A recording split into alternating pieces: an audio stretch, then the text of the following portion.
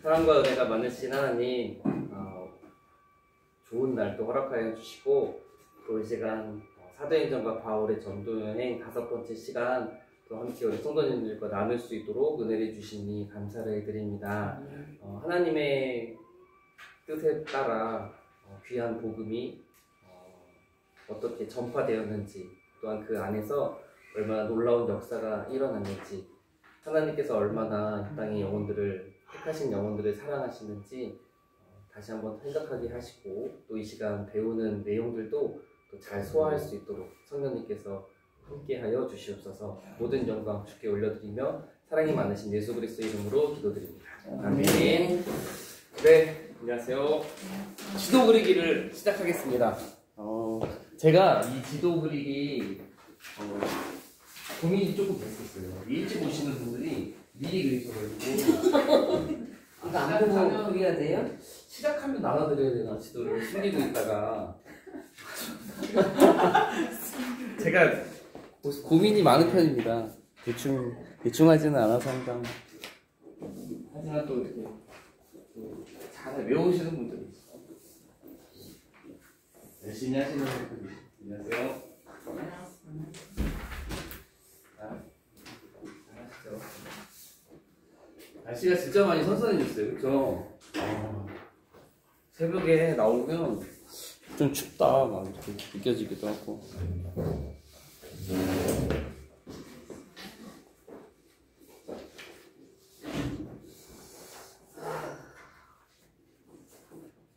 많이 친숙하죠 이제 좀? 친숙하지 않나요? 친숙해지고 있지 않나요? 그렇죠? 친숙해지고 이름도 이제 막 너무 생소하지 않고 그래 많이 들어봤지? 내가 좀 알지? 이렇게 하면서 신약시대에 그렇게 별거 없네.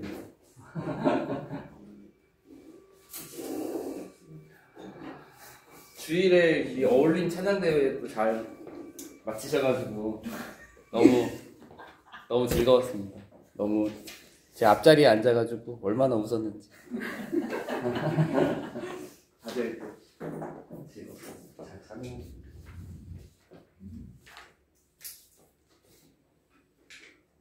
부든 성도님 원래 거기 나오시는 거였죠? 네. 부든 외동팀 애기 학원 아니 시작할 때까지는 계셨는데. 맞아요. 3시에 나가야 되는데 2시에 시작하죠. 2시에 시작하는 줄 알고. 네.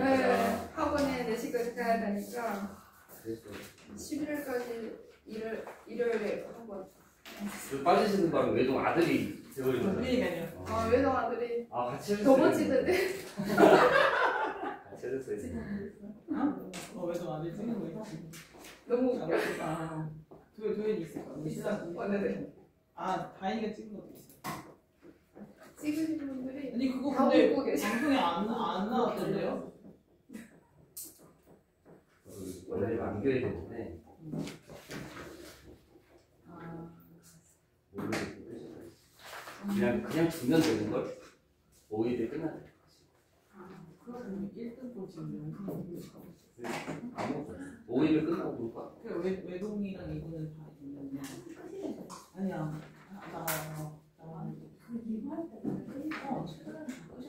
최근에 끝났어. 진짜? 뭐가 보려고 해도 없던데. 행사가 예배 딱 끝나면 별로 없지 않아. 아무튼 최근에는 그런 큰 행사는 없었던 것 같아요. 제 생각에 제가 느끼기에는. 근데 원래 남기긴 해야 되거든요. 어제 저 막 통화도 막 그랬어. 전화주셨네. 수다님 사람. 우리가 잘못해 여기서 소송하고. 교육자 전화 왔고. 여러 가지 말씀도 많이 해주시고. 1등 영상을 찾고 있는데 아무도 안 찍었나? 진짜?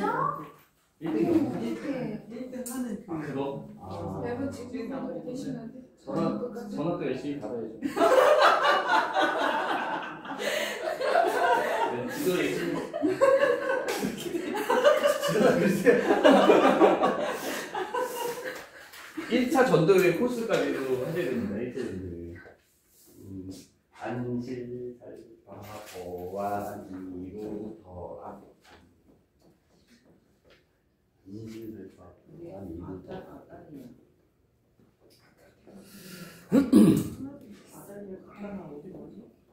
아달리아 갔다가 바로 안디오로 안 공항 안 가? 공항 안 갔나? 뭐가 갔다가 아달리아 갔다가 갔다가 아싸리. 안 공항 안 가? 처음에 둘째 갈 때 공항 안 가지 않나? 갑니다. 가요? 네. 거가 갔다가 아싸리. 거가 갔다가 응? 거가 서울하구나. 아닌데? 그지 않네? 거가 가네. 네, 저희 이제 지도 어느 정도 잘 하셨죠? 아마 잘 외우신 분들은 거의 금방 하실 거예요. 금방 막 체크도 되시고, 코스도 나오시고, 잘 하시고, 조금 이제 시간 걸리더라도, 잘 하시리라 생각이 듭니다. 너무 스트레스 들이지 말아야 된다라고 생각을 하면서도, 그래도 공부인데, 성경 공부인데, 이제 또, 어느 정도 수준에 맞춰서 이렇게 압박을 해야 되나, 약간 고민이 되기도 합니다. 네, 그래도 이제 조금 이제 배우시는 분들도 너무 이렇게 막 스트레스는 받지 않으셨으면 하는 바람도 있지만, 동시에 그래도 이제 열심을 가지고 열정을 가지고 노력해보는 그런 모습들도 좀 필요하지 않을까, 동시에 또 생각하게 됩니다. 오늘은 5번째 시간입니다. 벌써 5번째 시간이 되었고, 오늘은 2차 전도 여행이에요. 큰 그림은. 근데 사실 2차 전도 여행만 하지는 않고요. 2차 전도 여행 앞에 1차 전도 여행과 2차 전도 여행 사이에 오늘 프린트를 보시면 알겠지만 예루살렘 회의라고 할 수 있는 사도 회의, 예루살렘 회의가 앞부분에 살짝 있고요. 2차 전도 여행이 내용이 조금 길기 때문에 이 예루살렘 회의도 있고 해서 2차 전도 여행은 2번에 나눠서 합니다. 그래서 오늘은 이 예루살렘 회의랑 그리고 2차 전도 여행의 시작부터 빌립보에 있는 저희 빌립보 여기 찍었었잖아요, 그렇죠? 빌립보까지가 오늘 내용이에요. 그래서 여기서부터 여기까지 가는 내용들. 그리고 후반부 다음 시간 저희가 다음에는 휴강입니다. 네, 추석 때문에 휴강이고 다음 후반부에는 이제 빌립보에서부터 다시 이제 안디오로 돌아오는 과정까지인데 사실 2차 전도 여행의 주 무대가 빌립보는 우리가 되게 유명하고 오늘도 배우겠지만 주 무대는 빌립보가 아니라 고린도예요. 2차 전도 여행의 핵심 전도 도시이기도 하면서 그리고 가장 오래 머무른 지역이고 또 사건도 꽤 있었고요. 그래서 고린도가 2차 전도 여행에는 제일 핵심 도시라고 할 만한 곳이고 1차 전도 여행 저희가 지난 시간에 배웠던 1차 전도 여행 때는 갈라디아 지역이었잖아요. 전부 뭐 이렇게 구브로 외에는 밤빌리아에서 갈라디아 지역의 복음이 전해지는 내용이 1차 전도 여행이었고 방금 말씀드린 대로 2차 전도 여행은 마게도냐 밑으로 내려와서 아가야의 여기 고린도 지역이 제일 주요 도시였다면 3차 전도 여행도 달라요. 3차 전도 여기였고 1차, 2차 그럼 어디 남았어요? 여기 아시아의 에베소 우리가 저번에 주요 도시를 찍었던 그 에베소가 3차 전도 여행의 주요 도시. 그러니까 사실 우리가 그 상식이라고 할까요? 일반적으로 생각해보면 여기서 일로 갔다가 일로 가는 게 되게 자연스럽잖아요. 점점 이렇게 퍼지는 느낌으로. 근데 사실 오늘 내용도 조금 나오지만 여기가 1차 여기서 이렇게 올라왔다면 바로 일로 가지 않고 하나님의 뜻은 이쪽에 더 먼저 있었어요. 그래서 2차 전도회 때 일로 가고 3차 전도회 때는 이제 여기서 주요 사역을 하게 된 스토리가 있습니다. 네, 그래서 지난 시간에 저희가 배웠던 내용 간단하게만 하자면 사실 저도 이렇게 막 많은 부분을 막 기억하면 좋겠지만 그렇게 막 다 외우세요, 막 다 외워야 됩니다, 막 이렇게 하기보다는 주요 사건들과 주요 있었던 일들 막 요 정도만 기억하고 있어도 사실 이 바울의 전도 여행 부분은 잘 이해하시는 거예요. 그 정도만 하면 돼요. 그래서 안디옥에서 출발해서 실루기아 여기 항구 도시로 쭉 갔다가 북으로의 살라미, 그 다음에 바보 갔다가 버가, 안, 이, 루, 더 거꾸로 돌아오다가 여기 이렇게 안뒤 같아서 돌아가잖아요. 근데 사실 여기에서 저는 뭐 이렇게 뭐 바보에서 있었던 그 배정, 바예수였죠. 바예수. 그 저번에는 마술사 15님. 틀릴 수도 있습니다. 저도. 여기 뭐 바예수, 뭐 여기 버가에서 마가요한이 돌아갔다는 내용 저희가 했었고, 사실 믿는 자 믿지 않는 자 두 표로 이렇게 나뉘기도 했었고, 사실 이 중요한 부분은 이제 루스드라에서 있었던 그 제우스, 헤르메스 그 이야기가 제게 조금 이렇게 많이 기억에 남으시리라 생각이 듭니다. 그래서 이제 루스드라가 오늘 2차 전도 여행 때도 조금 중요한 도시로 나와요. 이제 2차 전도 여행 오늘 내용에서도. 그래서 이제 루스드라에서 있었던 사건들. 그래서 이렇게 1차 전도 여행을 간단하게만 보고, 오늘 내용부터 보면 오늘도 2장 분량입니다. 2장 분량인데 사실 이 2장 분량이라기보다는 15장 1절부터예요. 15장 1절부터. 제가 여기 그 2차 전도 여행의 프린트 앞부분에 15장 36절로 표시한 이유는 그 예루살렘 회의를 빼고 순수 2차 전도 여행은 15장 36절부터 시작하기 때문에 이렇게 적기는 했는데, 이제 15장 1절부터 시작입니다. 오늘 내용은. 그래서 보게 되면 지금 바울과 그 바나바, 주요한 이 사도행전의 전도 여행을 이끌어가는 바울과 바나바는 지금 현재 안디옥에 있는 상황입니다. 그렇죠? 1차 전도 여행 마치고 우리가 지난 시간에 안디옥으로 다시 돌아와서 1차 전도 여행에 이제 선교 보고를 하는 내용으로 지난 시간이 잘 맞춰졌어요. 그래서 14장 맨 마지막에 보면 그들이 이르러 27절 교회를 모아 하나님이 함께 행하신 모든 일과 이방인들에게 믿음의 문을 여신 것을 보고하고 제자들과 함께 오래 있으니라. 바로 그것이 여기 안디옥입니다. 그러니까 안디옥에서 이렇게 잘 있는 상황에서 1차 전도 여행 지난 시간 내용이 끝나고 15장 가서 보면 1절에 이렇게 시작을 해요. 어떤 사람들이 유대로부터 내려와서 형제들을 가르치되 너희가 모세의 법대로 할례를 받지 아니하면 능히 구원을 받지 못하리라 라는 것으로 15장 1절이 시작합니다. 여기서 한 가지 재밌는 표현이 뭐냐면 유대로부터 내려와서라고 하는 재밌는 표현이에요. 사실 이거 근데 사실 여기 보면 우리가 지도를 항상 그리다 보면 여기가 북쪽이고 여기가 남쪽이기도 하잖아요.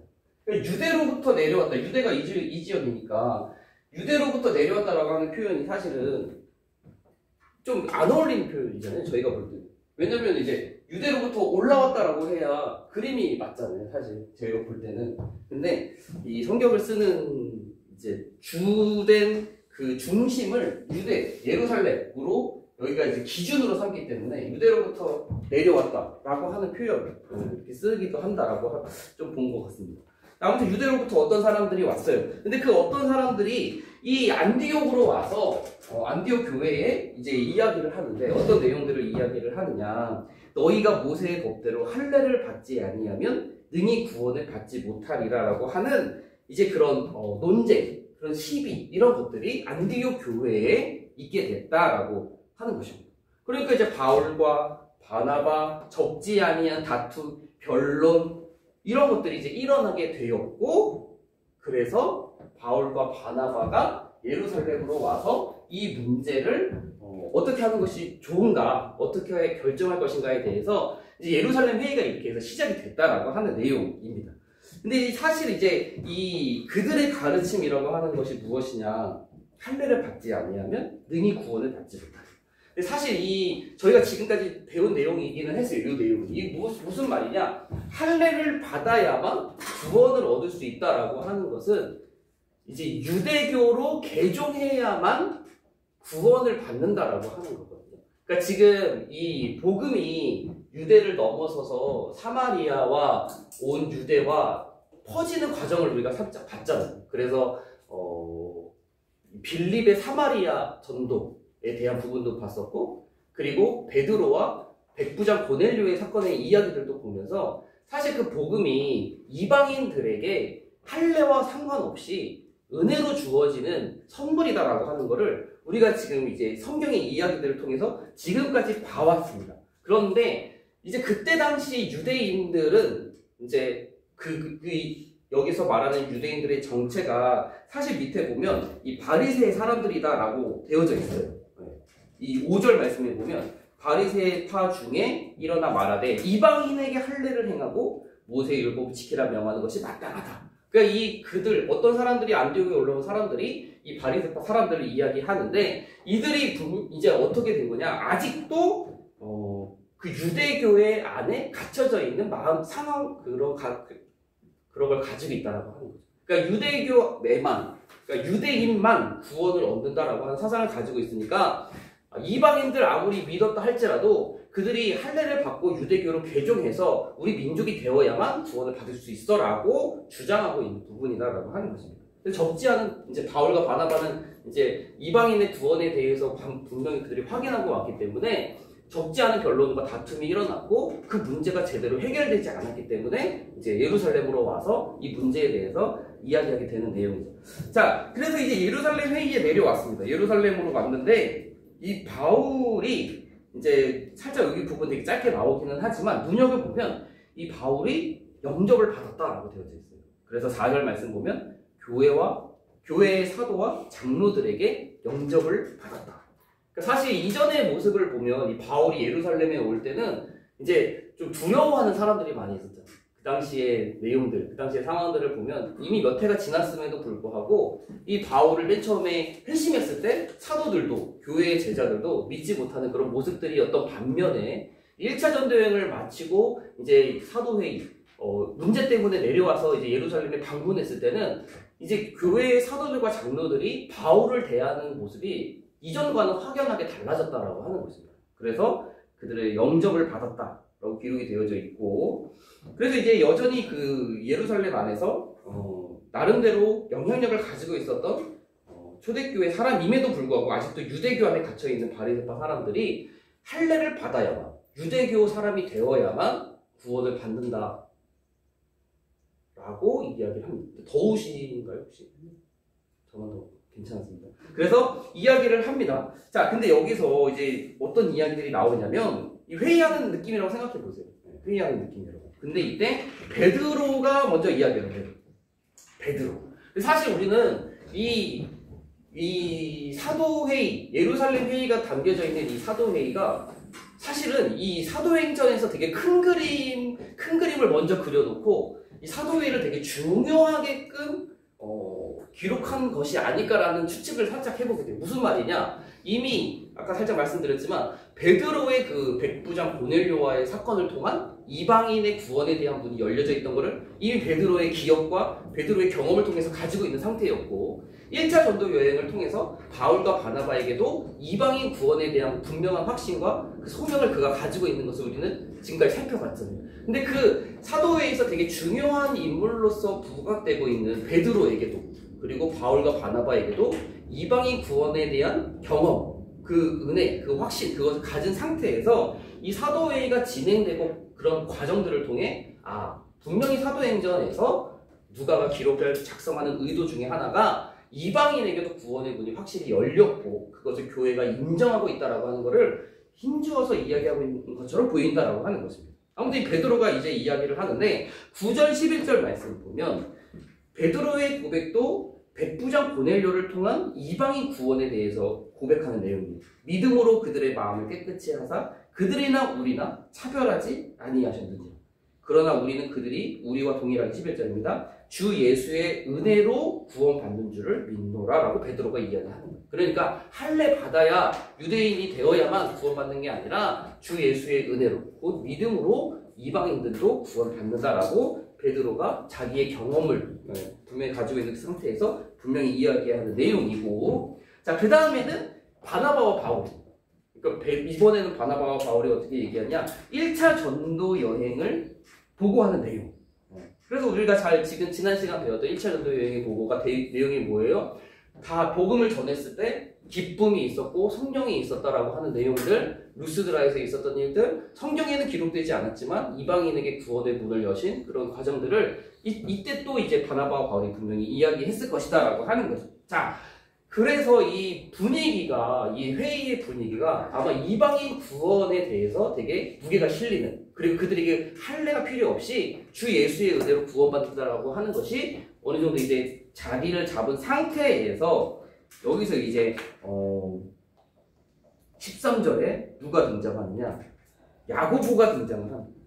그러니까 이제 베드로의 이야기하고 12절에서 바울과 바나바의 선교 이야기가 있은 다음에 13절에 야고보가 등장해요. 야고보가 대답하여 이르되 형제들아 내 말을 들으라 라고 하면서 상당히 길게 이야기합니다. 길게 이야기하고 19절에 보면 그러므로 내 의견에는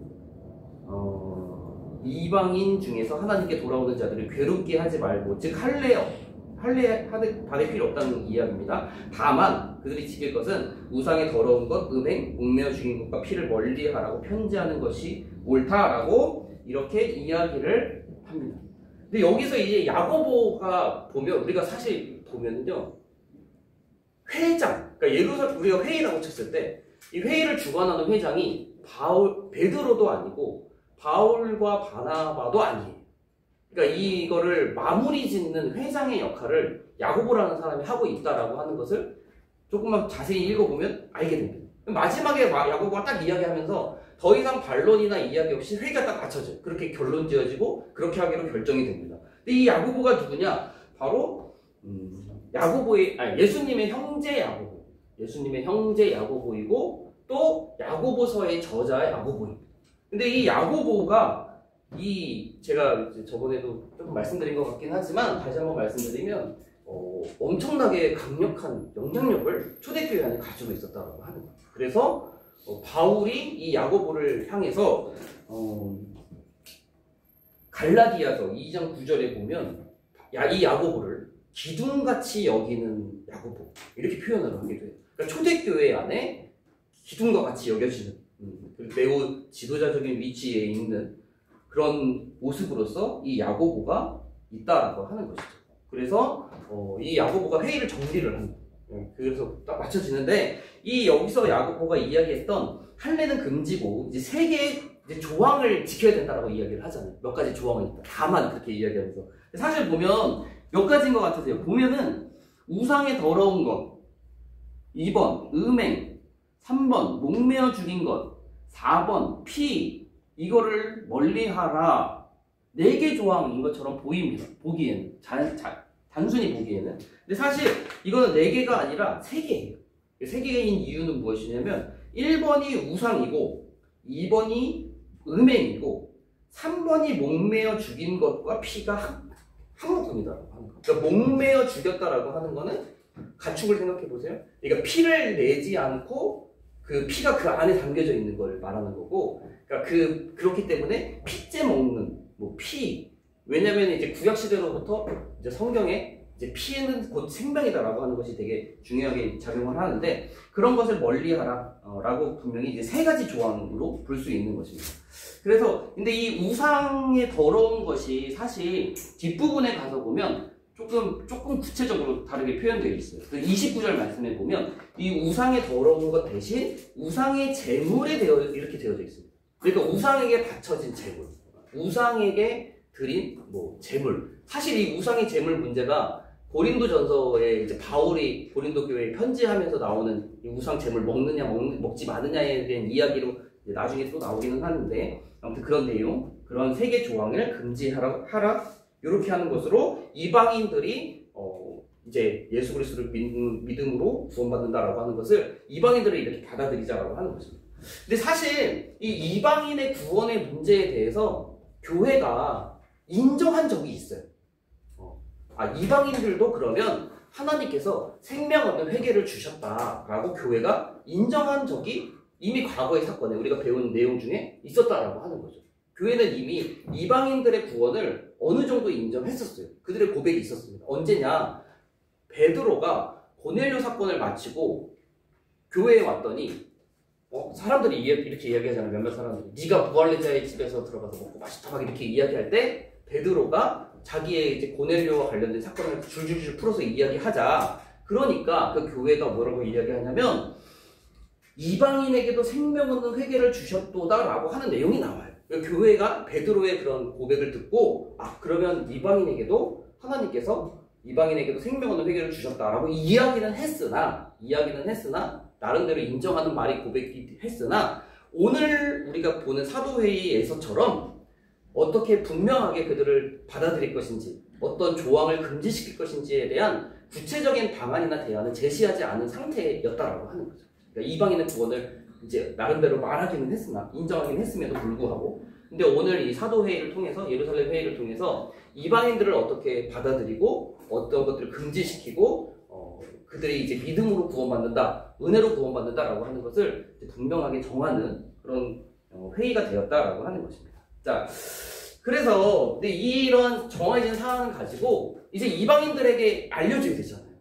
이제 우리가 이렇게 정했어. 너네 할례 받을 필요 없다. 너네들도 주 예수의 은혜로 믿음으로 구원을 받는다. 뭐 이렇게 된다라고 하는 것을 그들에게 알리기 위해서 이제 바울과 바나바가 기쁜 마음을 가지고 안디옥으로 다시 올라가는데 여기서 이제 두 명의 인물이 나옵니다. 바울과 바나바만 올라간 게 아니라 성경 말씀에 보면 두 명의 인물이 있어요. 그들이 누구냐? 그들이 한번 찾아보시겠어요? 그 바사바라 하는 유다와 실라 22절에 나오죠.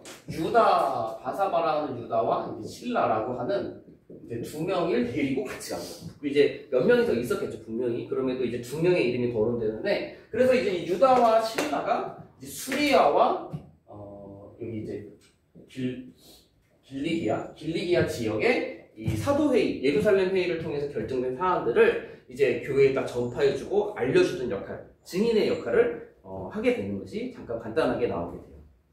자, 그러면서 바울과 바나바는 이제 다시 이제 안디옥으로 돌아오게 되고 유다와 신라는 예루살렘으로 돌아갔다라고 하는 것으로 사도회의의 마지막 부분이 진행이 됩니다. 그래서 여기 재밌어요. 그래서 30절 말씀부터 제가 천천히 읽어드릴게요. 천천히는 아니구나. 그들이 작별하고 안디옥에 내려가. 그러니까 이 지역의 이방인들에게 예루살렘 회의에서 결정된 사항들, 할례 금지, 할례 없이 믿음으로 구원받는다. 다만 세 가지 조항을 멀리하라라고 하는 것을 이야기하고 작별하고 바울과 바나바가 안디옥에 내려가 무리를 모은 후에 그렇게 하다가 유다와 실라도 선지자라 여러 말로 형제를 권면하여 굳게 하고 얼마 있다가 평안히 가라는 전송을 형제들에게 받고 자기를 보내던 사람들 예루살렘입니다. 그를 예루살렘으로 다시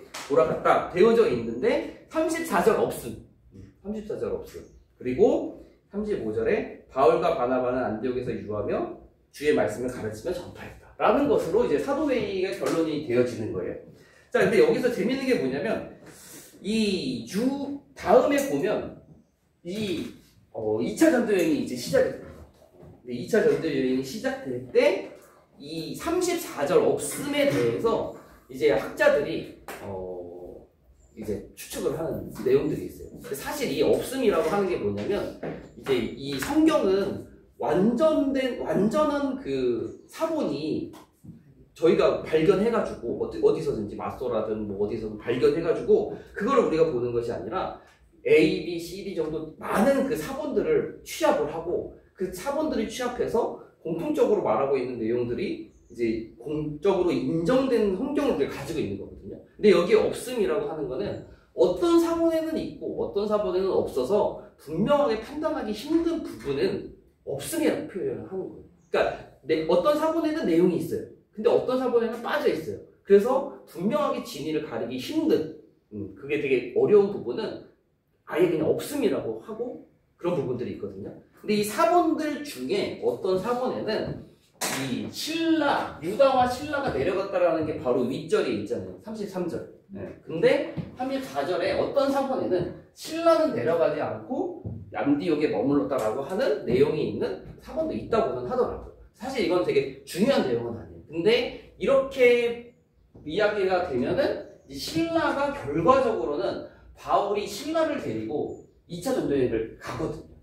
그러니까 어떻게 보면 조금 자연스럽게 연결되는 부분도 있기는 한 거죠. 근데 사실 유다와 신라가 같이 내려갔다가 신라를 다시 불러서 가는 것도 자연스러워요. 왜냐하면 2차 전도 여행 때 예루살렘에 있었던 마가 요한에 대한 이야기를 나오게 되는데 이 신라가 올라오면서 마가 요한과 같이 올라와서 이야기가 진행되는 것도 자연스럽거든요. 아무튼 2차 전도 여행으로 이제 다시 들어가다 보면 바울이 제안합니다. 1차 전도 여행의 시작은 성령님께서 기도하는 가운데에 5명이 이제 기도하는 가운데 바울과 바나바를 따로 세워라 해서 1차 전도 여행이 출발됐다면 2차 전도 여행의 시작은 바울의 제안으로부터 시작돼요. 바나바에게 우리가 이전에 1차 전도 여행 때 복음을 전했던 각성으로 가서 형제들이 어떠한가 방문하자 라고 하는 것으로 2차 전도 여행이 시작이 됩니다. 근데 여기서 이제 문제가 시작이 돼요. 재미있다고 해야 될까요? 아주 흥미로운 일이 발생을 하게 됩니다. 근데 여기에서 무슨 일이 벌어지게 되느냐, 이제 마가 요한의 동행 문제, 마가 요한의 동행 문제로 바울과 바나바가 크게 다퉜다 라고 되어져 있습니다. 사실 우리가 지난 시간에 1차 전도여행 하면서 이 마가 요한이 이 밤빌리아의 버가에서 돌아갔다라고 하는 내용도 하고, 그리고 왜 돌아갔을까에 대한 내용들도 같이 저 혼자 열심히 생각했네. 같이 생각해봤잖아요. 여러 가지 사유가 있었고, 그래서 무슨 얘기가 나왔었죠? 이재 선생님? 쫄보 얘기도 있고 하면서 저희가 이제 이야기를 풀어 나갔었는데, 사실 그 문제가 이제 여기서 다시 대두가 되는 거예요. 그러니까 바울의 입장은 마가 요한을 데리고 갈 수 없다. 데리고 가지 말자. 왜냐하면 이제 간단하게 생각해봐도 사실 이 바울이 판단하기에 마가 요한이 돌아간 것은 그가 어떤 치명적인 뭐 다쳤거나 어떤 뭐 집안에 큰 문제가 생겼거나 하는 문제가 아니었기 때문에, 대체적으로 생각할 때 마가 요한의 의지에 대한 문제라던가 준비되지 않음이라던가 그의 뭐 상태였기 때문에 거절했겠죠. 자연스럽게 생각해보면. 뭐 특별한 일 때 어쩔 수 없는 일 때문에 못 간 거였으면 바울도 이렇게 하지 않았을 거라 생각이 들지만, 아무튼 바울은 마가 요한 데리고 가지 말자. 데려가면 안 된다. 안 됐다. 뭐 이렇게 이야기를 하는 거고, 바나바는 마가 요한 데려가자라고 하는 거죠. 근데 바나바의 입장 생각해보면 일단 사촌이에요. 그 조카잖아요. 조카기도 하고, 1차 전도 여행, 바나바 입장에 대해서 생각해보세요. 1차 전도 여행 때 중간에 복귀했어요. 그것이 어떤 일이든. 그런데 이 마가 요한이 나름대로 자기 마음도 아파하고, 그리고 다음번에 전도 여행이 있을 때는 나도 가야지라고 하면서 열심히 훈련도 하고 준비도 하고, 그런 모습을 바나바는 더 잘 알고 있었겠죠. 바울보다. 그러니까 이제 마가 요한 데리고 갈 만해. 이제는 할 수 있어 라는 마음을 가지고 마가 요한 데리고 가자라고 바나바가 이야기한 거죠. 그런데 이제 둘이 이제 의견이 맞지 않았다라고 하는 거죠. 그래서 결과적으로는 바울은 아까 전에 이제 여기서 이제 인연을 맺었겠죠. 여기 이제 예루살렘 회의 끝나고 이제 같이 복음 이제 이게 소식 전하면서 그 신라를 데리고 전도 여행을 가고, 바나바는 마가 요한을 데리고 전도 여행을 가게 됩니다. 자, 우리 여기서 한번 생각을 해볼까요? 데리고 가는 게 맞다고 생각하십니까? 아니면 두고 가는 게 맞다고? 찬반. 결정하세요. 둘 중에 하나 고르세요. 가만히 있으시면 안 됩니다. 둘 중에 하나 고르세요. 정답이 없어요. 마가 요한 데리고 가는 게 맞나, 아니면 두고 가는 게 맞나? 그냥 자기 생각. 두고 가. 자, 손들면 든든든든. 자, 데리고 가는 게 맞다. 데리고 가자. 정신 차렸을 것이다. 변화됐을 것이다. 빡세게 훈련했을 것이다. 마음 새로 먹었다. 데리고 가자. 두 분. 그럼 나머지는 안 데리고 가자. 그럼 안 데리고 가자. 진짜 안 데리고 가자. 틀렸다. 얘는 틀렸다. 박보영 선생님 손 안 들었죠? 안 들어요? 데리고 가는 게 맞을 거예요. 데리고 가는 그렇죠? 네. 데리고 가는 분이 3분, 그리고 안 데리고 가는 분이 1, 2, 3, 4, 5, 6분 정도 되는 그런 그림이에요. 왜 데리고 가야 될 것 같아요? 왜? 한마디만 하시죠. 먼저 인연을 맺었기도 하고. 이번에 한번 여행했던 경험이 있으니까 준비되어 있지 않을까 싶은데. 그렇죠. 이번에 다시 새롭게 기회를 줘서 이제 혼자 가는 것보다도 같이 가는 게 힘이 더 될 것 같아요. 사람들한테 설득력도 더 있을 것 같아요. 네. 그러면 안 데리고 간다가 한마디 하고 싶다. 데리고 가면 네. 먼저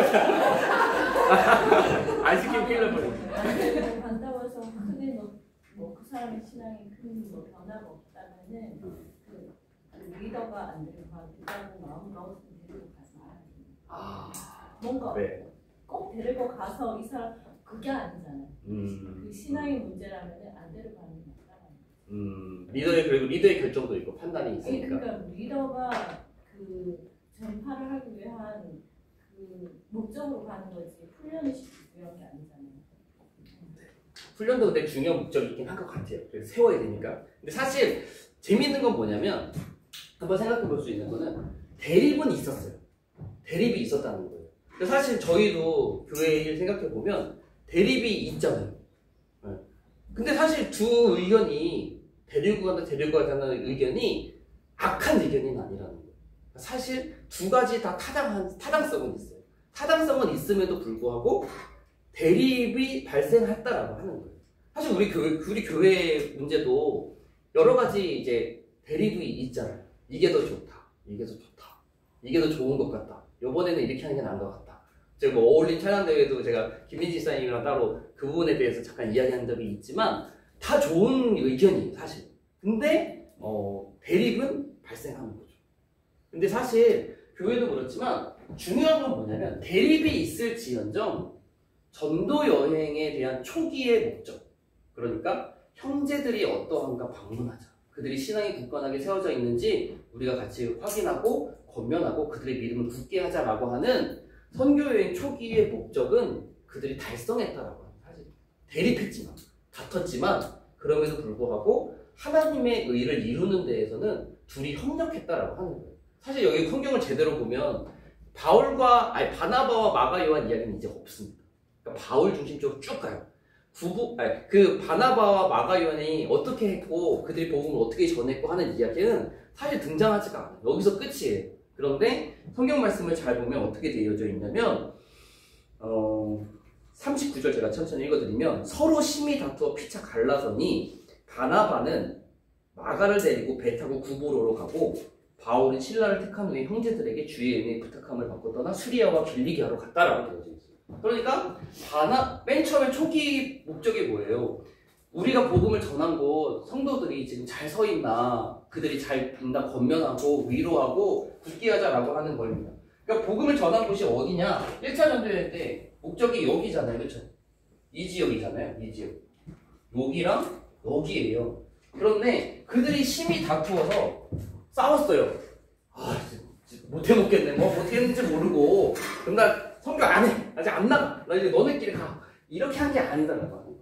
다퉜음에도 불구하고 중요한 거는 바나바와 마가 요한은 요 방향으로 갔어요. 요 방향으로 가서 여기에 복음을 전한 것이 분명하고 바울과 실라는 이 방향으로 가서 여기에 복음을 전하고 형제들을 위로하고 권면하는 것으로 1차 전도여행의 초기 목적을 달성한다는 거예요.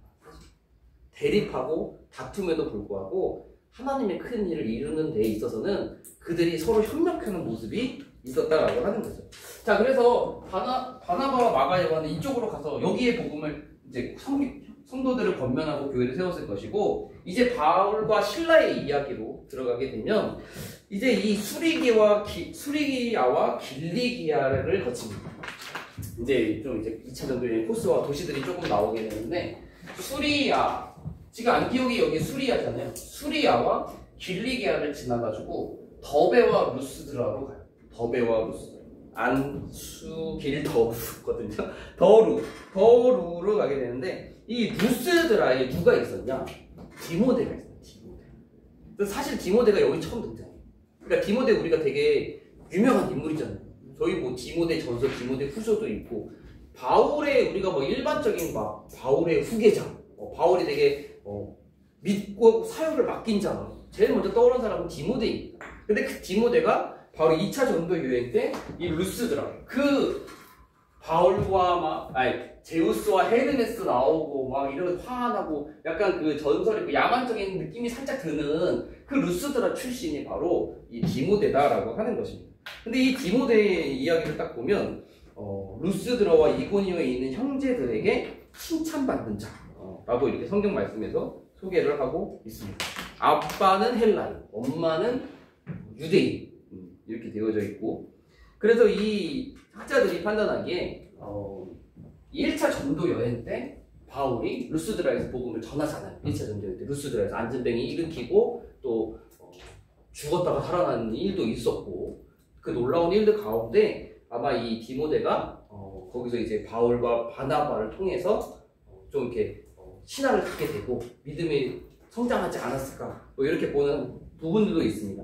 아무튼 이 디모데를 만나게 되고 디모데에게 할례를 행하는 이야기, 그리고 이제 여러 성으로 가게 됐다라고 하면서 이고니온, 비시디아, 안디옥, 여기서 이제 사실 성경 말씀 속에 여러 성으로 다녔다, 갈라디아 지역에 여러 성으로 다녔다라고 되어져 있지 성경의 그 도시 이름들이 분명히 기록되지는 않았으나 자연스럽게 추측하기로 갈라디아 지역에 이고니온, 비시디아, 안디옥 지역을 돌아다녔겠구나 라고 자연스럽게 생각하는 거예요. 그래서 저는 지도 그릴 때 안, 수, 길, 더, 루 이렇게 한 바퀴 돌립니다. 이렇게 한 바퀴, 여기 한 바퀴 돌았겠구나 하면서, 그 다음에 여기가 아시아, 그리고 여기 루기아잖아요. 여기서부터 또 한 가지 일이 발생을 하게 됩니다. 여기에서 딱 보면 재밌는 게 뭐냐면, 바울이 복음을 전하고 싶은 곳이 어디였느냐 라고 생각해 볼 때 6절 말씀, 성령이 아시아에서 말씀을 전하지 못하게 하시거늘 그들이 부르기아와 갈라디아 땅으로 다녀. 사실 여기 딱 봐도 바울은 어디에서 복음을 전하고 싶었냐면 아시아에서 복음을 전하고 싶었던 거예요.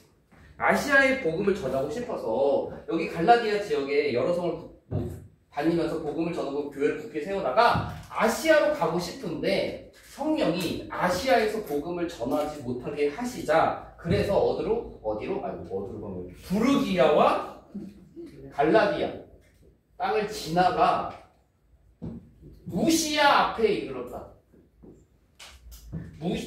무시아 앞에 이르렀더니 여기에서는 이번에는 어디에 가서 복음을 전하고 싶어 했느냐? 그러니까 바울의 의도는 있는 거예요. 그래서 7절 무시아 앞에 이르러 비두니아로 가고자 애쓰되. 그러니까 여기를 가려다가 못 갔어요. 이제 여기 부르기아 땅을 지나서 갈라디아 땅으로 가서 무시아 앞에 이르러서는 비두니아가 어딨죠? 바로 위에 있는 이 지역 비두니아로에서 복음을 전하고 싶어 했는데 이번에도 예수의 영이 허락하지 않아서 무시아로 들어가서 무시아에 있는 도시, 이제 처음 찍게 되는 드로아라고 하는 곳에, 항구 도시입니다. 드로아라고 하는 곳에 갔다라고 하는 거예요. 지도랑 이제 성경 말씀이랑 같이 보게 되면 이런 경로가 나와요. 그러니까 이제 바울이 갈라디아 땅을 복음을 전했고 자연스럽게 여기 아시아 지역, 바로 옆에 있는 거대한 지역이기도 하고 제일 발달된 도시이기도 한 이 아시아에 가서 복음을 전하고 싶어 했으나 성령이 막으셔서 부르기아 땅을 갈라디아 땅을 지나가면서 아시아를 우회하다가 이번에는 내가 비두니아로 가서 복음을 전하고자 했으나 이번에도 막아서 무시아로 들어가서 무시아의 드로아에 머물게 됐다라고 하는 것입니다. 자, 무시아를 지나 드로아로 내려갔는데 8절이죠. 9절 밤의 환상이 바울에게 보이니 마게도냐 사람 하나가 서서 그에게 청하여 이르되 마게도냐로 건너와서 우리를 도우라. 이제 그 유명한 마게도냐인이 부르는 환상을 이제 이 드로아에서 보게 되었다라고 하는 거죠. 사실 이제 바울의 이 복음을 전하고자 했던 지역이 아시아, 1차적으로 아시아였고 2차적으로는 비두니아였다는 거예요. 그러니까 마게도냐로 갈 생각을 하지 않았었어요, 처음에. 그래서 이 마게도냐는 바다를 건너가야 되기도 하고 먼 지역이기도 하니까 예정에는 없었으나 하나님께서 그렇게 방향으로 이끄셨다라고 하는 거죠. 밤에 환상이 보여서 마게도냐 사람, 뭐 어떤 옷을 입었을 수도 있고 조금 뭐 분명히 마게도냐인으로 보이는 사람이었을 것으로 보이는데 이제 부르는, 우리를 도우라라고 부르는 그 환상을 바울이 보게 돼요. 근데 사실 중요한 게 뭐냐면 이 환상을 바울이 보고 이것이 하나님께서 주신 환상이라고 확신하고 인정했다라고 하는 사실이에요. 그래서 자기가 이제 아시아에 가서 복음 전하고 싶어 했고 비두니아에 가서 복음을 전하고 싶어 했으나 둘 다 막혔고 드로아에서 그 환상을 보자 바로 바로 사모드라게로 직행해서 이튿날 네아폴리로 갔다라고 되어져 있어요. 그러니까 10절 제가 천천히 읽어드리면 바울이 그 환상을 보았을 때 우리가 곧 마게도냐로 떠나기를 힘쓰니 이는 하나님이 저 사람들에게 복음을 전하라고 우리를 부르신 줄로 인정합니다. 11절 우리가 드로아에서 배로 떠나 사모드라게로 직행하여 이튿날 네아폴리로 가고로 되어져 있습니다. 그러니까 진짜 내가 가고 싶은 곳, 내가 복음 전하고 싶은 곳, 내가 머물고 싶은 곳 그런 곳이 있음에도 불구하고 하나님께서 그곳이 아니다. 네가 지금 가야 할 곳, 내가 원하는 곳이 저곳이다라고 했을 때 바울이 되게 즉각적으로 순종했다라고 하는 사실 우리한테 조금 이걸 접목해 보면 저는 그런 생각 좀 많이 하게 돼요. 내가 사역하고 싶은 곳이 있잖아요. 교회 제가 이제 사역자다 보니까 이제 교회를 막 생각하기도 하고 또 어떤 교회가 참 좋다, 어떤 교회는 복지가 되게 좋다, 어떤 교회는 되게 막 좋은 소망이 있다, 막 좋은 친구들이 이야기해주기도 하고 추천하는 곳도 있습니다. 근데 사실 하나님께서 보내시는 곳은 그런 곳이 아닐 때가 가끔 있어요. 진짜 그럴 때가 있는 것 같아요. 제가 이 시흥교회에 오는 것도 1년 전에 올 수 있었어요. 그러니까 1년 전에 제가 여기 시흥교회에 온 거는 담임 목사님을 안양대학교에서 뵙기는 했으나 얼굴밖에 모르는 선배였어요.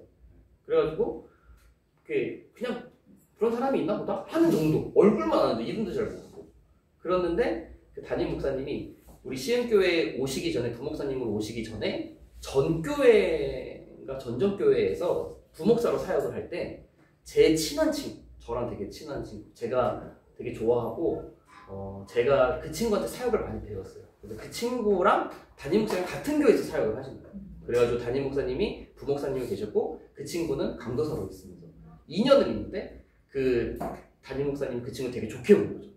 믿음직하고 훌륭하고 너무 좋아가지고 근데 그 친구한테 연락을 해가지고 자네 친구 중에 이제 좀 괜찮은 애 있으면 추천해 달라고 해가지고 그 친구가 저를 추천해 준 거예요. 저도 사역지를 이제 고민하고 있을 때 그래서 1년 전에 제가 2년째 사역 지금 하고 있는데 그보다 1년 전에 올 수도 있는 상황은 됐었어요. 그러니까 그 친구가 먼저 얘기는 해줬는데 저는 전에 사역하고 있던 교회가 정리가 되지 않았고 아직 안 돼 있어가지고 내년에도 만약에 사역지를 구하면 그때 내가 진짜 고민해보고 기도해서 가겠다라고 했는데 사역지가 안 구해졌었나 봐요. 그래서 1년 정도 지났을 때 시흥교회에서 사역자를 구한다. 아직도 구하고 있다. 라고 그 친구가 이야기를 해줘가지고 진짜 1년 전부터 알고 있다가 잊었어요. 그런데 알려주니까 유치부가 1년 뒤였었죠. 그래가지고 제가 그러면 내가 이번에는 기도해보고 하겠다 해가지고 일주일 기도하고 윤대성 목사님 만나서 이 진행돼서 제가 작년에 오게 됩니다. 그러니까 계획이 하나님의 뜻이 참 오묘하다. 그리고 내가 생각한 대로 보내시는 게 아니라 주님께서 정하신 곳으로 하나님께서 이끌어 가신다라고 하는 것을 아마 이 바울의 모습이 바로 그런 것이 아닐까 생각합니다. 마게도냐는 생각도 안 했을 거예요. 아시아. 그래 그러면은 그 옆에 있는 비두니아. 바다 건너는 생각하지 않았지만 하나님께서 바다 건너로 보내셨다라고 하는 거죠. 그래서 아무튼 드로아에서 마게도냐인이 부르는 환상을 보고 여기로 갑니다. 성경에 나오는 사모드라게 섬이죠. 사모드라게 섬을 여기 있어요. 여기 사이에 조금 큰 섬. 지나서 네아폴리가 어디 있냐? 요 빌립보 가기 전에 네아폴리가 있습니다. 자, 오늘 빌립보가 끝이니까 좀만 힘내세요. 아무튼 이 네아폴리로 먼저 가고 네아폴리에서 우리에게 되게 유명한 빌립보로 들어가게 됩니다. 그래서 이제 이 스토리가 보이시죠? 드로아에서 배 타고 사모드라게로 직행하여 이튿날 네아폴리로 가고 거기서 빌립보에 이르러 드로아, 사모드라게, 네아폴리. 여기 사이에 섬 하나에 아무튼 이게 사모드라게 섬입니다. 그래서 빌립보. 자, 오늘 지도는 여기까지고요. 자, 빌립보에 이르렀더니 이 빌립보에서는 참 몇 가지 이제 환상이 놀라운 일들이 있습니다. 그래서 빌립보 되게 유명하고 그래서 빌립보 서에서도 우리가 볼 수 있듯이 되게 바울이 되게 사랑의 마음을 가진 되게 이제 귀하게 여긴 분명한 그런 도시이고 길지 않음에도 불구하고 어쩌면 길다고 할 수도 있지만 되게 몇 가지 분명한 흥미로운 사건들이 있어요. 자, 여기서 근데 중요한 게 뭐냐면 한 가지 중요한 게 뭐냐면 11절에 갑자기 뭐가 등장하냐면 우리가라고 하는 말이 등장했다는 거예요. 우리가 이 우리가라고 하는 말이 등장했다라고 하는 게 제가 한번 살짝 말씀드린 적이 있었던 것 같기는 한데 기억나시는 분 계신가요? 그렇죠.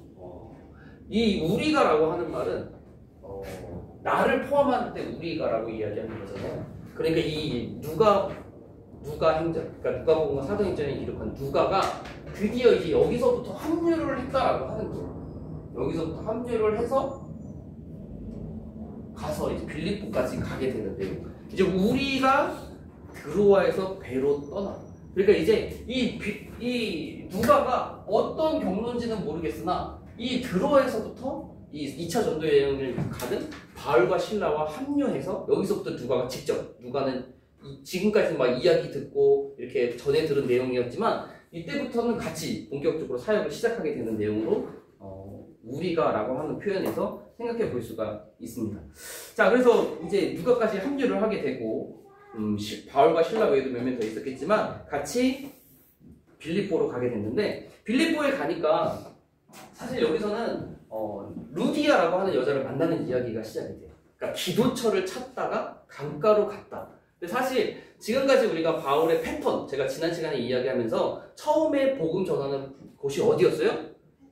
도시에 가면 회당을 찾아서 회당에서 복음 전하는 것으로 바울이 시작했는데 이 바울이 이번에 빌립보에 갔을 때는 회당을 찾지 않고 기도처를 찾다가 강가로 가요. 그러니까 이 말은 회당이 없다는 이야기거든요. 그러니까 그 당시에 빌립보는 유대인들이 매우 극히 적었던, 왜냐하면 회당 건립은 유대인 10명만 되면 회당을 건립할 수 있는 자격이 주어지기 때문에 인정받기 때문에 10명도 되지 않는 유대인은 별로 없는 이방인 도시로서 이제 빌립보다라고 볼 수가 있는데 근데 거기 갔다가 루디아라고 하는 여자를 만나게 됩니다. 얼마 전에 담임 목사님께서도 이제 말씀을 전하신 부분이기는 한데 여기에 이 루디아가 자색 옷감 장사 14절에 있는 자색 옷감 장사. 그러면서 담임 목사님께서도 이렇게 얘기하셨죠. 되게 부자, 엄청나게 큰 옷감 장사를 하는 사람이고 그 당시에 자색 옷이 왕, 되게 귀족들이 입는 옷 이런 이야기들도 하셨었는데 되게 이제 엄청 그런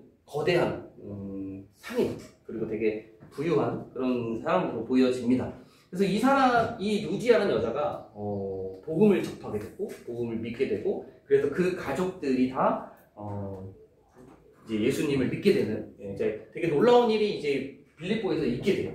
그리고 재밌는 게 뭐냐면 16절입니다. 그러니까 15절까지 그와 그 집이 다 세례를 받고 나를 주 믿는 자로 알거든 내 집에 들어와 유하라 하고 강건하게 머물게 하니라 15절 끝난 다음에 16절 말씀에 보면 우리가 기도하는 곳에 가다가로 되어져 있어요. 그러니까 이 기도하는 곳이 과연 어디겠느냐? 자연스럽게 루디아의 집이라고 우리가 루디아의 집 또는 루디아가 내준 집 뭐 이렇게 볼 수 있는 거죠. 기도하는 곳에 가다가 점치는 귀신 들린 여종. 이 점치는 귀신 들린 여종이 그러니까 이제 점을 쳐주는 거죠. 어느 정도 신통하는지는 분명히 알 수 없으나 점을 쳐주는데 그게 어느 정도 효력이 있었던 것으로 보여요. 어떤 방식으로든. 근데 재밌는 거는 이 점치는 여종의 주인이 있는데 한 명이 아니라 여러 명이었다는 것입니다. 주인들 여러 명이 있었고 근데 그 바울이 괴로워하다가 결국 이 귀신을 내쫓아 주자 수익이 끊긴 주인들이 바울과 실라를 고발하는 내용으로 이어지게 돼서 엄청나게 매를 맞고 감옥에 들어가게 되잖아요. 근데 사실 여기에서 이제 이제 생각해 볼 만한 것 중에 한 가지는 감옥에 들어갔는데 그래서 24절 후반부에 보면 그들을 깊은 옥에 가두고 그 발을 착고에 든든히 채웠더니 25절 한밤중에 바울과 실라가 기도하고 하나님을 찬송하며 죄수들이 듣더라라고 하는 부분. 어느 부분이 조금 생각해 볼 만한 부분일 것 같아요. 여기서 흥미롭게 볼 만한 부분. 저는 여기서 이제 재밌는 게 뭐냐면 한밤중에 라고 하는 표현입니다. 한밤중. 엄청 맞았어요. 엄청 맞았어요. 진짜 엄청 맞았어요. 엄청 맞고 깊은 감옥에 들어갔어요. 그런데 한밤중에 바울과 신라가 기도했다. 한밤중에. 어떻게 연결이 되세요? 그러니까 잠 못 잔다. 네? 잠 못 자고 있다가. 잠 못 자고 있다가 잠을 못 자. 얻어맞고 괴로워서 하고 있다가 한밤중이 되니까 찬송하고 기도해요. 정신 차리고. 이럴 때가 아니다. 이렇게. 또 사실 그때 그 얼마 전에 담임 목사님께서 말씀하셨다고 했지만 담임 목사님께서 설명하셨던 부분이긴 해요. 어떤 거냐면 이제 뭐 학자들이 뭐 해석이 있지만 담임 목사님께서 말씀하신 대로 가자면 얻어맞았어요. 기절했다는 거예요. 기절하고 기절해서 깼더니 그때가 한밤중이었다는 거죠. 기절해서 깨자마자 찬송과 기도를 했다라고 이어진다고 하는 것입니다. 자연스럽게. 자, 그래서 한밤중 엄청나게 얻어맞았어요. 매질을 엄청나게 당하고 그래서 착고를 채워가지고 감옥에 던져진 상태고 그래서 정신을 차렸더니 그때가 한밤중이었고 그래서 한밤중이었지만 정신을 차리자마자 하나님께 찬송과 기도를 하기 시작했다라고 하는 내용입니다. 자, 그래서 기도하고 찬송하니까 죄수들이 들었다라고 되어져 있고 이때에 지진이 나서 옥토가 움직이고 문이 다 열리고 모든 사람의 매인 것이 다 벗어진지라. 그러니까 놀라운 하나님의 초자연적인 능력이 나타난 것이고 그래서 이 바울과 신라만 뭐 어떻게 풀려난 게 아니에요. 바울과 신라만 풀려난 게 아니라 모든 사람들 그 안에 있는 죄수들의 모든 문과 모든 착고와 이런 것들이 다 벗어졌다는 거죠. 자, 그 다음에 내용이 간수가 있고 그 간수가 자다가 깨어서 큰 지진 소리에 당연히 일어났겠죠. 이게 무슨 일이야 하면서 내려왔더니 문이 열린 것을 보고 죄수들이 다 도망쳤구나 생각하고 칼을 빼어 자결했다는 것입니다. 왜 죽으려고 했을까요? 간수니까 자기 책임이게끔. 자기 책임이니까 그렇죠. 책임을 물어가지고 죽거나 이제 큰 봉변을 당하게 될까봐 그렇게 하거든요. 근데 그 당시에 법이 무엇이었느냐? 당시의 로마법에서 죄수를 놓친 간수는 도망친 죄수가 받는 형벌을 간수가 대신 받아야 되는 법이 있었대요. 그러니까 바울과 신라만 생각해도 일단 엄청 얻어맞았어요. 정말 기절할 만큼. 바울과 신라만. 근데 그 외에도 많은 죄수들이 있었고 그 많은 죄수들을 다 놓쳤다면 그런 형벌을 어쩌면 더 큰 형벌을 받아야 되는 것에 대한 두려움 때문에 죽으려고 했다라고 하는 사실입니다. 자, 그런데 자결하려고 하자 바울이 크게 소리 질러 이르되 네 몸을 상하지 말라. 우리가 다 여기 있노라 라고 하면서 죽으려고 하는 것을 만류합니다. 그러니까 죽음의 위기에서 구원받은 간수. 근데 그 간수가 보인 행동이 무엇이냐면 선생들이요, 내가 어떻게 하여야 구원을 받으리까? 라고 하는 질문을 하는 거예요. 그러니까 죽으려고 했다가 목숨을 구원받은 이 간수가 선생들이요, 내가 어떻게 하여야 구원을 받으리까?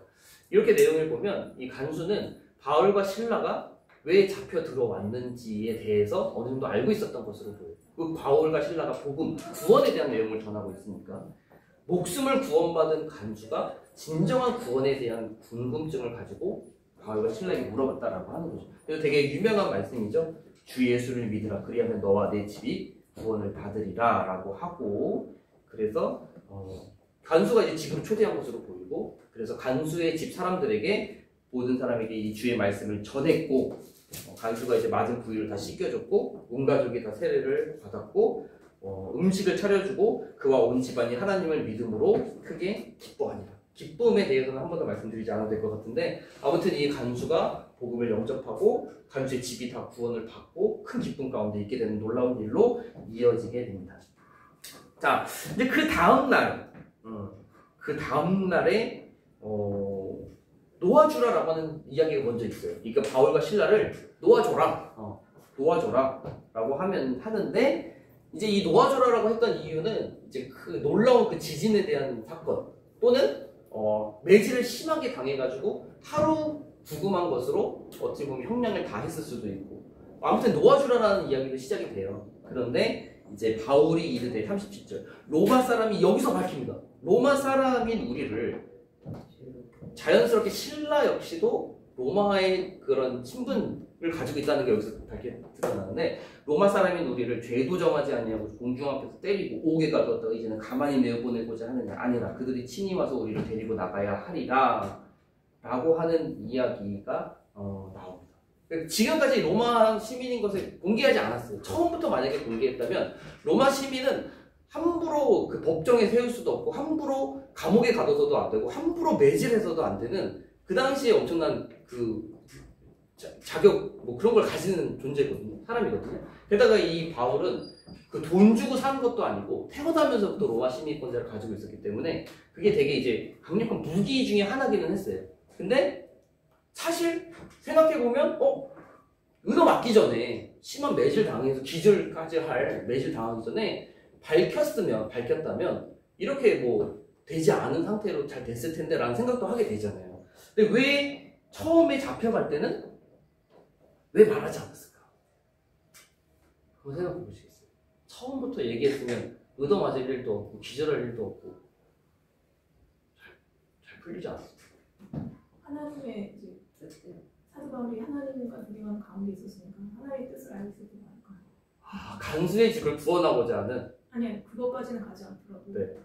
이렇게 된 상황에 대해서 순종하는 마음이지 않았어.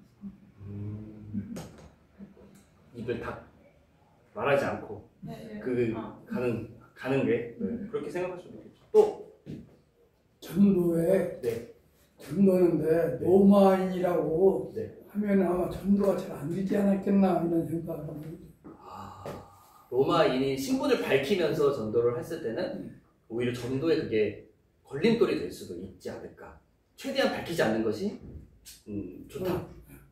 정말 위기 상황에서만 딱 이렇게 히든카드 이런 식으로. 네. 또 자기의 것은 쓰레기로 여겼기 때문에 그냥 자기를 그냥 하나님의 종으로 그냥 드리려고. 나의 그 외적인 그런 모든 것들을 다 이제 내려놓고 복음 중심적으로.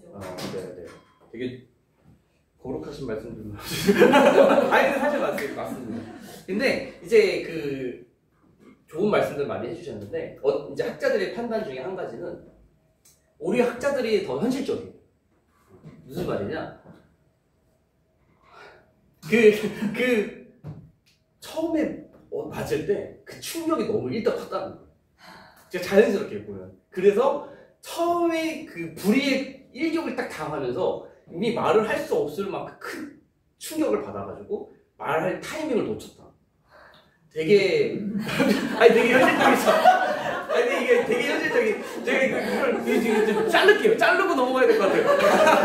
아무튼 그런 이야기도 있고 그런 이야기도 현실적으로 풀어나가는 부분이 있고 지금 말도 꺼내기 전에 맞아가지고 사실 말씀하신 부분들도 관계되어 있습니다. 하나님의 놀라운 뜻이 사실은 그 일이 있었기 때문에 간수라는 사람이 되어졌어요. 간수의 집이 이게 어떻게 연결되냐면 제가 약간 지금 문자로 한 얘기 살짝 이게 무슨 얘기냐면 이 빌립보 교회가 성장합니다. 빌립보서를 보면 성장하는 교회 그리고 사실 교회 안에 문제는 많이 드러나지 않는 교회가 빌립보 교회에서 서신서를 보면 근데 고린도 교회는 그와 반대로 바울이 1년 6개월간이나 머물면서 열심히 복음을 전했음에도 불구하고 고린도 전서 후서가 되게 길고 그 안에 교회에 대한 문제가 엄청나게 나와요. 끊임없이 나와요. 근데 빌립보는 짧음에도 불구하고 짧으면서도 그 교회에 대한 책망 그런 교회 문제에 대해서는 별로 이야기하지 않는 교회예요. 근데 이 빌립보 교회가 건강하게 세워지기 위해서 필요한 사람이 바로 이제 간수가 되게 중요하게 등장했을 것이다라고 우리가 추측하게 되고 그럼 빌립보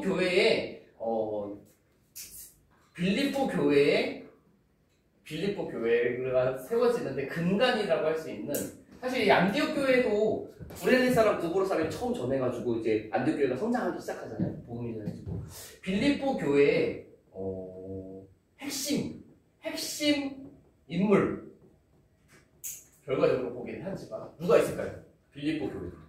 요 빌립보서에서 빌립보 우리 내용 생각해 보면 누가 있을 것 같아요? 빌립보 교회를 열심히 이제 세워 나아가는데 열심히 한 인물. 자연스럽게 루디아. 네, 또 간수 간수 당연하죠. 자연스럽게 우리가 루디아와 간수를 생각합니다. 한 명이 더 있을 거라고 추측을 합니다. 누군가요? 등장인물 중에 있거든요. 오늘 성경에 나옵니다. 그 인물이. 잘 생각해보세요. 없어요? 거기 같이 갇혔던 사람들? 그 전에 귀신 들렸던 여종. 귀신에서 이제 해방되잖아요. 귀신이 나가고. 그래서 아마 이제 이 세 명이 이 빌립보 교회에 되게 열심한 일꾼들, 그런 사람들이 되지 않았을까라고 추측을 하게 됩니다. 아무튼 그래서 마지막에 이 바울이 이걸 밝히는 이유에 대해서도 이제 생각해 보게 되는데, 그러면서 밝히는 이유가 이제 이 빌립보 성도들을 좀 보호하기 위해서, 내가 이제 로마 사람이고 로마 사람이 함께 하고 머무르고 이야기했던 사람들을 보호하기 위해서 밝혔다, 또는 자신의 신변을 보호하기 위해서 밝혔다, 뭐 이렇게 볼 수도 있습니다. 아무튼 빌립보에서의 여러 가지 일들, 재밌는 일들이 지나고 나서 2차 전도 여행이 계속해서 또 이어지게 되는데, 오늘 내용 2차 전도 여행은 여기까지입니다. 자, 그래서 오늘 내용은 여기까지인데 인물 한 명을 좀 간단하게 보려고 해요. 그래, 오늘 인물은 디모데입니다. 그래서 저희가 디모데를 오늘 이 바울이 루스드라에서 만나게 되었고 같이 동행했는데, 사실 재밌는 거 한 가지가 뭐냐면 이 감옥에 갈 때 디모데는 언급이 되지 않습니다. 그러니까 디모데가 2차 전도에 루스드라 출발해서 여기 다 지나가가지고 누가도 같이 가고 해가지고 빌립보에 가지만, 감옥에 들어간 사람은 바울과 실라 2명으로 봐요. 근데 이 누가와 디모데, 그 외에 선교 여행에 함께 했던 사람들은 다른 지역에 이 여종 사건이 있을 때 다른 곳에 있었거나 다른 데서 복음을 전했거나 했기 때문에 바울과 실라만 감옥에 갔을 것이다 라고 봅니다. 아무튼 이 디모데가 믿음이 되게 이제 그 모태신앙, 그리고 되게 3대째 내려오는 신앙이 기록이 되어져 있죠. 그래서 외조모 로이스, 디모데의 믿음의 시작이라고 했죠. 외조모 로이스, 어머니 유니게. 그래서 이 바울이 이야기하는 부분이 있잖아요. 너의 믿음이 로이스부터 유니게로 이어져가지고 너에게까지 전해진 내가 안다 뭐 하는 본문도 있고요. 이 디모데라고 하는 이름의 뜻이 하나님을 공경하는 자, 하나님을 영화롭게 하는 자라고 하는 뜻이 담겨져 있다고 합니다. 말 그대로죠. 말 그대로 살았고, 바울과 만나는 것은 성경에서는 2차 전도 여행 때로 기록이 되어져 있지만, 이제 추측으로는 1차 전도 여행 때 뭐 받거나 뭐 이렇게 어떤 그런 감명 깊게 받거나 어떤 그런 것들이 있었을 것으로 보이고, 2차 전도 여행 때 만나서 이 주변에 이미 이고니온과 비시디아, 루스드라 이 지역에 칭찬받는 자로 이렇게 성장한 상태였죠. 2차 전도 여행 때 우리가 빌립보까지만 봤지만, 빌립보를 지나가게 되면은 이 디모데를 성경에서는 되게 이제 자세하게 기록되어져 있지는 않지만, 구체적으로 나와 있지는 않지만 자세하게 보면 이 바울이 디모데를 잠깐 어딘가에 잠깐 머물게 했다가 또 만나고, 어디로 보냈다가 또 다시 2차 전도 여행에 합류하고 하는 내용들이 다음 시간에, 저희가 다음 휴강이고 그 다음 시간에 저희가 보게 될 거예요.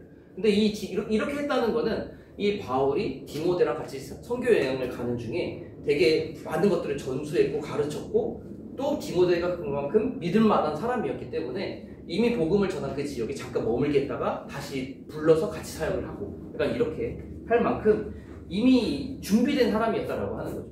근데 이 디모데를 처음 만날 때 디모데가 몇 살이냐? 근데 이게 사실 어렵습니다. 왜냐면은 이제 이 연대 파악하는 게 되게 어려운데 자료가 되게 뒤죽박죽이에요, 사실. 정확한 사실은 뭐냐면, 이 디모데가 64세 때 도미티아누스 황제 박해 때 순교했다는 사실은 모든 역사 기록에서 확실해요. 그런데 그럼에도 불구하고 이 몇 살 때 언제 출생했느냐라고 하는 거에 있어서는 한 10년, 15년 정도의 그 오차가 조금씩 다 있습니다. 그래가지고 정확하게 막 몇 살 때 이 바울을 만난 2차 전도 여행 때가 AD 50년인데 바울을 만난 이때, 루스드라에서 만난 이때 디모데가 몇 살이었느냐라고 분명하게 특정하기는 어렵지만, 그 중에 역사학자 중에 유대인 역사학자 중에 유세비우스 좀 유명한데 아무튼 그 유세비우스의 그 기록에 따르면 이때 나이가 약 24세입니다. 그러면은 AD 26년 때 출생했고 50년 때 만났으니까 그때 24세 그리고 64세 때 이제 순교하게 되는 거죠. AD 60년경 순교. AD 90년경 순교로 맞춰서 이 도미티아누스 박해 때 순교한 거는 맞고 64세 때 죽은 거는 맞는데 이 도미티아누스 박해 기간이 엄청 길어요. 뭐 되게 길게 잡기 때문에 이게 좀 자료마다 인터넷 자료마다 차이가 있어요. 그래서 인터넷 자료 보면 이게 조금 저랑 제가 말씀드린 거랑 오차가 있을 수도 있습니다. 이건 감안하시고 아무튼 되게 어린 나이였다는 거죠. 높게 잡아도 30대 초반이에요. 그때 바울을 만났을 때. 그럼에도 불구하고 바울이 되게 신뢰하고 믿으면서 파송하면서 중간에 다시 만나고 여러 가지 사역을 했다고 하죠. 3차 전도 여행 때도 같이 바울과 동행해서 고린도에서 사역했다가 같이 예루살렘으로 가기도 했고 나중에는 바울이 죽기 전에는 분명히 이 디모데가 에베소에서 사역하고 있어요. 에베소가 3차 전도 여행 우리 잘 알고 있는 지역만 알고 있는 여기인데 이 여기가 바울이 가장 오랫동안 복음을 전한 3차 전도 여행 때 거의 3년 가까이 복음을 전한 곳이기도 했고 에베소서로도 남겨져 있는 되게 중요한 곳인데 이곳을 디모데가 사역하고 있었다라고 추측할 수 있는 게 디모데 전서 디모데 후서의 내용이거든요. 바울이 디모데에게 쓴 편지 안에 그러면서 이제 나를 보러 와라 죽기 직전에 보러 와라라고 하는 내용도 그 안에 담겨져 있습니다. 그래서 이제 성경에는 나와 있지 않지만 역사적으로 전승으로는 디모데가 바울을 만났고 바울과 잠시 이제 있었다라고 하는 그런 내용 기록들도 좀 보게 됩니다. 그래서 아무튼 디모데가 참 대단한 인물이에요. 그래서 이제 바울의 막 공식적인 정식 후계자 뭐 이런 이야기들도 이제 하는 그런 사람입니다. 마가 요한도 그렇고. 자, 그래서 오늘 내용은 여기까지입니다. 그래서 오늘 내용이 1차 전도여행 코스까지 잘 외우셨는데 이 2차 전도여행 코스가 좀 있어요. 그래도 2차 전도여행도 코스가 있고 꽤 깁니다. 좀 있습니다. 그래서 여기가 끝이 아니잖아요. 오늘 반 3분의 2 정도 한 건데 좀 돌아와가지고 다시 안디옥으로 돌아가는 내용까지가 있어요. 그래서 오늘 외우는 거는 저는 1차 전도여행은 이렇게 외웠잖아요. 안실살 이루더 안 외웠다면 2차 전도여행은 어떻게 외우느냐? 안, 수, 길, 더, 루, 브, 갈, 무, 르, 사. 네, 왜 이렇게 길어? 길. 오늘 여기까지는. 네. 이렇게 저는 외웠습니다. 안수길, 브갈모두, 부무드, 사네빌, 아마데베 덴고겐이거든요. 아마데베 덴고겐 에가이야. 부사님 이 지역을 알으니까 그렇게 하나로 하지만 아니 뭐 안성인지 어디 모르니까 안성 제가 고문을 막 아니 근데 저희가 이미 아니 배워 나가는 거니까 다 찍었잖아요. 그리고 오늘 내용까지는 밀리고까지는 지금 하시면 돼요. 할 수 있어요. 좀 많이 알을 때 안성 파이팅 막 이거 있잖아요. 할 수 있어요. 그래서 안수길 더우루 부갈무드 사는 아마데베 덴길 에가이야 뭐 이렇게 해가지고 2차 전도에 끝내기는 하는데 이런 식으로 아시잖아요. 안디옥, 수리아, 길리기아, 더베, 루스드라, 부르기아, 갈라디아, 무시아, 드로아, 사모드라게 섬, 네아폴리, 빌리보. 그걸 한 번에 이렇게 복사해서 올려주세요. 그런데 제가 다 해드리잖아요. 네. 해드립니다. 네. 걱정하지 마시고. 그래서 이제 이거 왜 하실 것 같은지 이거 수원인지 잘 모르겠어요. 그냥 하나 복사해서 올려주세요. 찾아보겠지. 열심히 그려서 올려드릴게요. 네. 잘 이렇게 해서 또 외워보시고 또 보시다 보면 몇 번 하시다 보면 분명히 저보다 잘 하실 수 있습니다. 생각합니다. 제가 기도하고 마치겠습니다. 다음 시간은 휴가입니다. 추석. 사랑과 은혜가 많으신 하나님, 오늘 사도행전과 바울의 전도여행 5번째 시간 우리 오전반 또 즐겁게 마칠 수 있도록 은혜를 주시니 감사를 드립니다. 하나님의 뜻에 따라서 복음이 전파되었고 또 그곳이 바울이 원했던 곳이 아닌 하나님께서 원했던 마게도냐 지역으로 넘어가게 된 것을 바라보면서 하나님께서 우리에게 원하시고 또 우리를 이끄시는 하나님의 놀라운 손길이 우리 각 사람에게도 이 시간에도 있는 줄로 압니다. 하나님의 뜻에 순종하여 그 길로 걸어갈 수 있는, 그곳에서 사역할 수 있는, 그곳에서 하나님을 기쁘시게 해드릴 수 있는 저와 우리 성도님들 될 수 있도록 아버지께서 인도하여 주시옵소서. 다음 시간 휴강 우리 추석 연휴 잘 보내게 하시고 그 다음 시간에 건강한 모습으로 또한 다 함께 만날 수 있도록 인도하여 주시옵소서. 감사드리며 예수님의 이름으로 기도합니다. 아멘. 수고하셨습니다.